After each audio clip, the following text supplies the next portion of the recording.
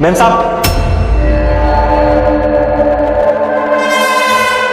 ये काम आप छोड़िए और खाने का टाइम हो गया, चलिए आप जल्दी से खाना खा लीजिए। अरे काम नहीं करूंगी तो खाऊंगी क्या? अरे मैम साहब, आप खाना नहीं खाएंगे तो काम कैसे करेंगी? और आप लोगों को भूख नहीं लगती क्या? जाइए भाई, आप लोग भी खाना खाइए और ये फाइल बंद करिए। चलिए चलिए मैम साहब, ये काम बंद करिए और पहले खाना खा लीजिए। देख रहा है ना, मीटिंग चल रही है, लोग आए हुए हैं, अभी रुक जा। अब किसका फोन आ गया? ये फोन भी ना।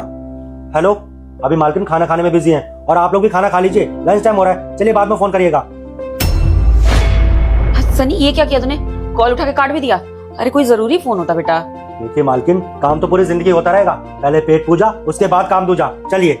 Sorry to bother ma'am, but एक बात बोलूं, पहले तो ये गरीब आपके कैबिन में एकदम से आ जाता है, उसके बाद हमारी मीटिंग के बीच में मेरी फाइल को बंद कर देता है और फिर आपका फोन आता है तो वो भी काट देता है। ऑनेस्टली स्पीकिंग, आपको तो पता ही है ना, आप एक बिजनेस वुमन है, आपके पास कितने इंपॉर्टेंट कॉल्स आते होंगे। अगर ये इंपॉर्टेंट कॉल होता तो, अगर आपका लॉस हो गया तो हो सकता है आपकी ये प्रॉफिटेबल डील है, पर इस लड़के ने तो फोन ही काट दिया। मैम बिल्कुल सही तो कह रही है अर्चिता।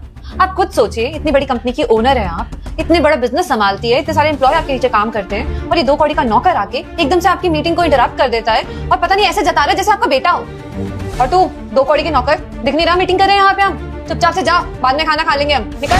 मैम साहब, हमें माफ कर दीजिए। दरअसल बात यह है कि आज मैम साहब ना घर से जल्दी जल्दी में चली आई थी, नाश्ता करके नहीं आई थी। उनको दवाई भी खानी होती है, उनकी तबीयत ठीक नहीं रहती है।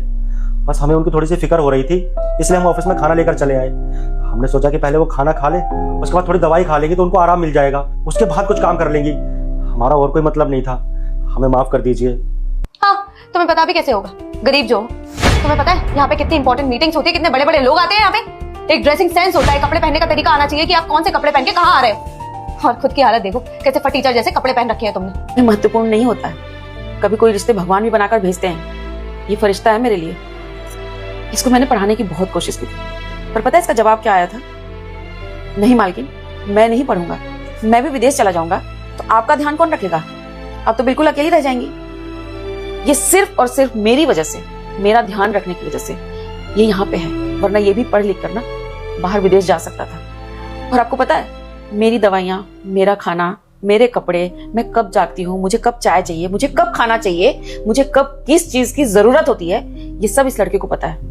मुझे एक लफ्ज भी अपने मुंह से कुछ बोलने की जरूरत नहीं होती है, मैं बोलूं उससे पहले ये हाजिर कर देता है। ये वो लड़का है, मेरे खुद के खून ने ना विदेश जाके रहना पसंद किया, पर इसने मेरे साथ रहना जरूरी समझा। तरफ राक्षस और दूसरी तरफ आपकी माँ हो तो आप किसे पसंद करोगे? माँ को पसंद करने वाले लोग वीडियो को लाइक करके चैनल को सब्सक्राइब कर लो प्लीज। दोस्तों, माँ के लिए लाइक सब्सक्राइब करने में 1 सेकंड भी नहीं लगेगा और कमेंट में माँ लिख दो।